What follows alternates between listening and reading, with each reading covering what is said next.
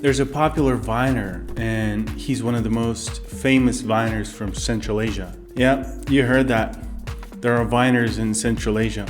So anyways, his Instagram is called Seka Vines and he has over 5 million followers. He shared a video recently where he talked about how he ended up shooting vines and becoming successful on Instagram. He talked about his other business ventures like opening a restaurant, acting in big films, and also making sausages. I know, right? So the dude is pretty crazy and he shared a success story explaining how exactly he achieved success. But among all the things he said during the interview, there was one thing that really caught my attention. And I really thought it was worth sharing here on YouTube. So here's the backstory and I'm gonna paraphrase what he said. When I was a little kid, my dad used to be in some street gang or something.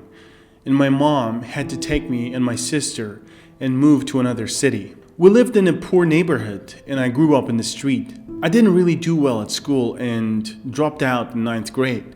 Then I went to vocational school where I learned to cook. Then I worked in restaurants and cafeterias. Then a few years later, my mom told me that I should go to college and get a degree. So I did that. In college, I didn't really do well either, but a lot of people knew me as a fun person to hang out with.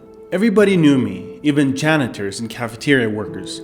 I was even given free food in cafeterias because I was such a funny person. I could easily make people laugh.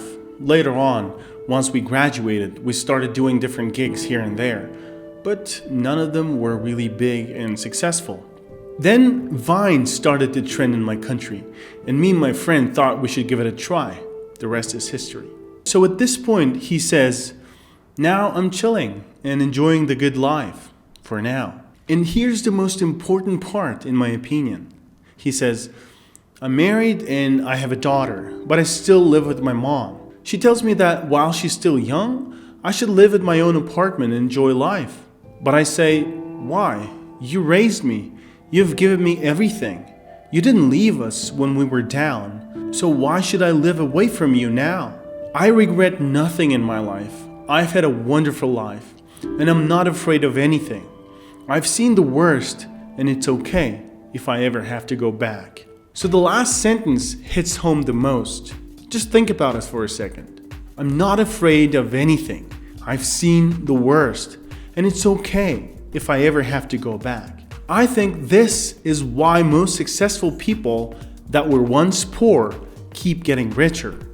They're not afraid of becoming poor again because they've been there, and it's okay if they go back.